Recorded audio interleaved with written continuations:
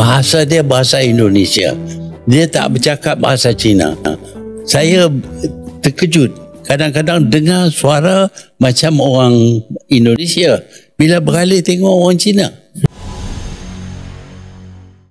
Welcome back. Halo guys, hari ini kita tengok video Dr. Mahathir bekas Perdana Menteri kecewa sebab tidak dapat meniru Indonesia.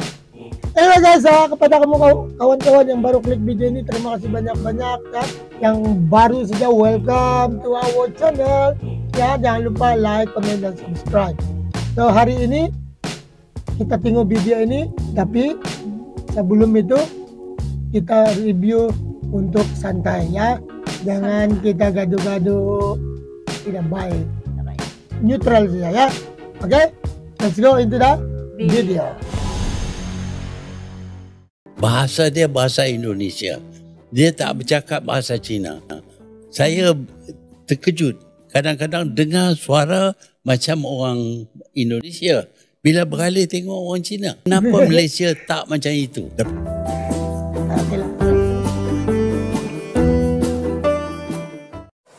Hai guys, jumpa lagi. Kali ini kita akan menyimak pandangan terbaru dari Mahathir Mohamad. Kita tahu mantan Perdana Menteri Malaysia ini pernah menulis buku tentang dilema Melayu. Buku ini amat terkenal dan tampaknya masih relevan hingga sekarang. Buku itu setidaknya menjawab pertanyaan kenapa kaum Melayu Malaysia tertinggal dibanding kaum pendatang. Yuk kita simak videonya. Kenapa orang Melayu pada waktu itu dan sampai hari ini masih lagi dibelenggu dengan dilema ni, tak boleh nak berjaya dalam dunia perniagaan? Walaupun dah ada sikit. Pada mulanya saya berpendapat bahawa sebabnya orang Melayu tidak masuk dalam bidang perniagaan perusahaan ialah kerana tidak ada tempat. Jadi kalau kita dapat adakan peluang dan kita wujudkan, kita bangunkan tempat, mereka akan berjaya. Malangnya apabila saya dewasa dan berkuasa, apabila kita bekalkan peluang, kita adakan peluang dan kita adakan kemudahan, Melayu masih tak berjaya. Kenapa? Sebabnya budaya mereka. Budaya mereka berusaha untuk memajukan diri mereka. Itu budaya. Kerana mereka berpendapat sudah cukup dengan apa yang ada. Adalah beberapa orang Melayu yang berjaya. Tetapi tidak menyeluruh.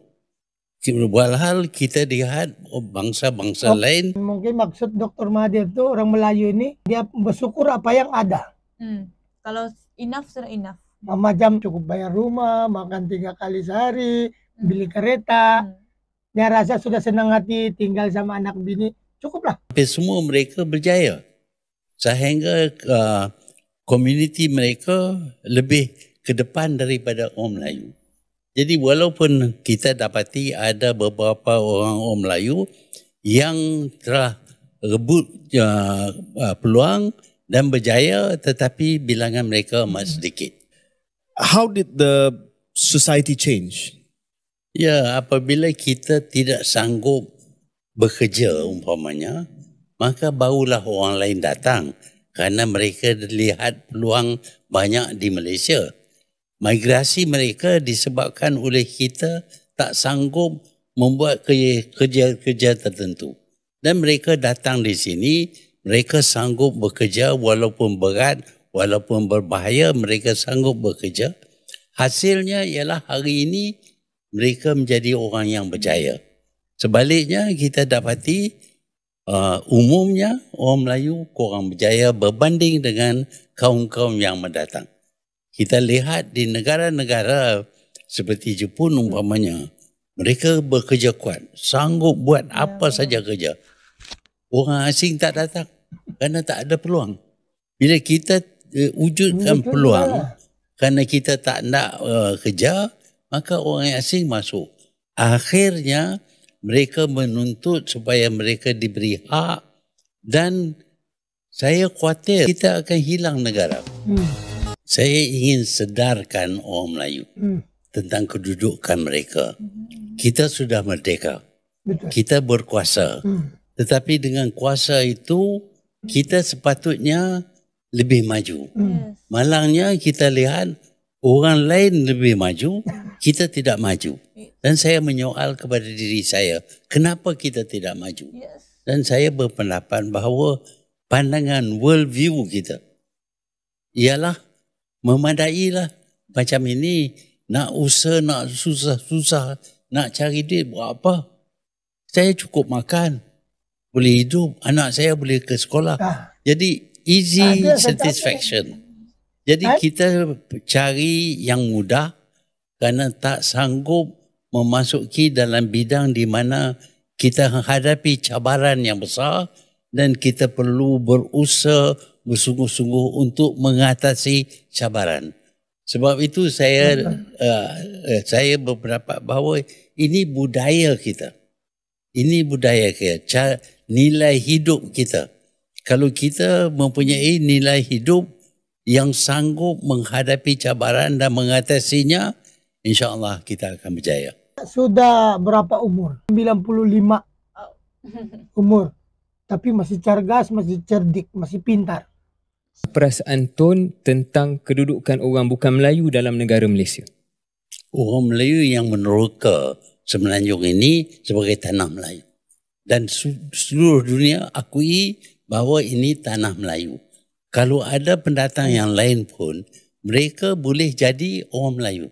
Bahkan ramai daripada orang Arab, orang India, orang Pakistan datang di sini diserap sebagai orang Melayu, menerima budaya Melayu, cara hidup Melayu.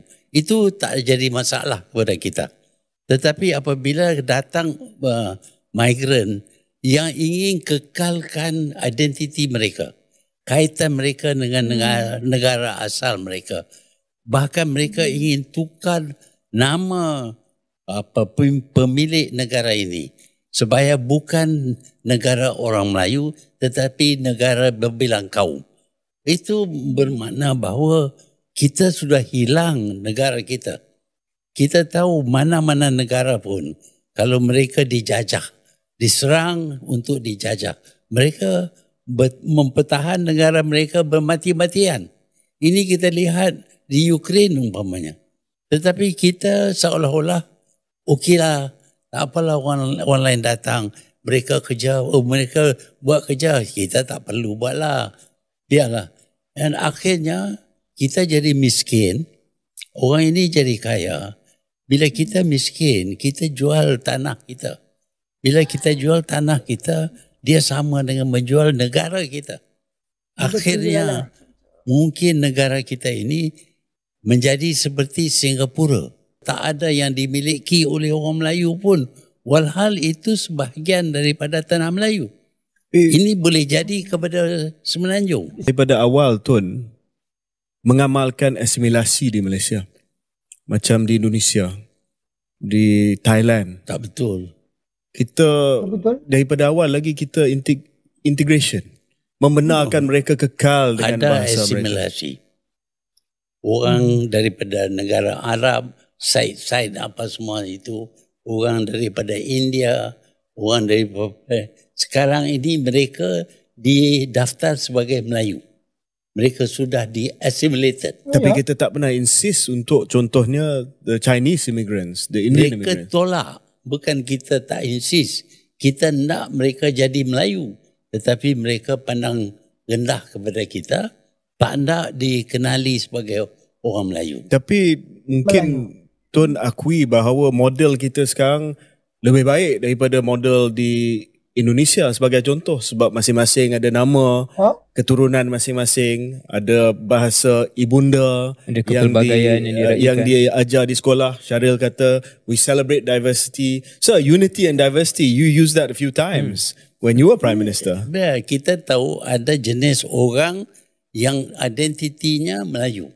Ada jenis orang yang identitinya dikaitkan dengan negara asal mereka. Ya, dan multi lah. Banyaklah, banyak kaum. Itu kita kena akui. Tetapi di satu pihak ada assimilation, di satu pihak ada integration. Ini tidak berlaku di negara lain. Sebab itu kita dengan kerana kita nak sangat kemerdekaan, kita sanggup walaupun mereka tak jadi Melayu, kita sanggup terima mereka sebagai rakyat Melayu. Sekolah pun tak ikut sekolah Malaysia. That is what I mean by bangsa. Kena serap budaya tempatan. Dan budaya itu, kalau orang di Indonesia, dia tukar nama dia. Bahasa dia bahasa Indonesia. Dia tak bercakap bahasa Cina. Saya terkejut. Kadang-kadang dengar suara macam orang Indonesia. Bila beralih tengok orang Cina. Kenapa Malaysia tak macam itu? Tapi dia orang Indonesia tu. That's the point there. Ya, dia orang Indonesia pasal dia serap nilai hidup, cara hidup dan budaya Indonesia. Sebab itu mereka adalah orang Indonesia. Ya, kita faham ini worldview Tun, dan kita dalam podcast ni kita agree to disagree sometimes. Tetapi saya rasa kita dah terlajak jauh selepas kemerdekaan untuk kita patah balik ke satu sistem asimilasi. Dan saya rasa ini adalah satu model yang ada aset dia kepelbagaian.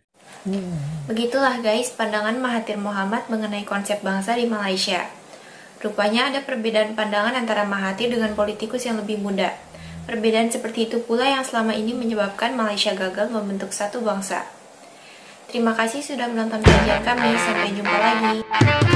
Jadi Dr. Mahathir itu betul-betul lah dan macam kecewa sebab kenapa orang Malaysia tidak macam Indonesia.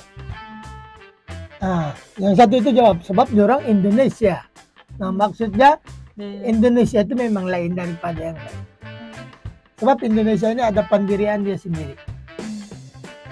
Jadi diorang mau betul-betul merdeka segala apa, segala budaya, segala percakapan, bahasa, segala perkampungan, tanah-tanah diorang mau memang diorang mau Indonesia begitu. Baru dikatakan negara itu merdeka. Makanya ada orang masuk sana ikutlah cara Indonesia. Malaysia tetap sudah begini. Susah sudah mau ubah itu. Sama guys terakhir peace no war. Tren Publika. Ya, jadi saya simpan link di description kalau kamu mau tengok video lagi dia banyak dibahas.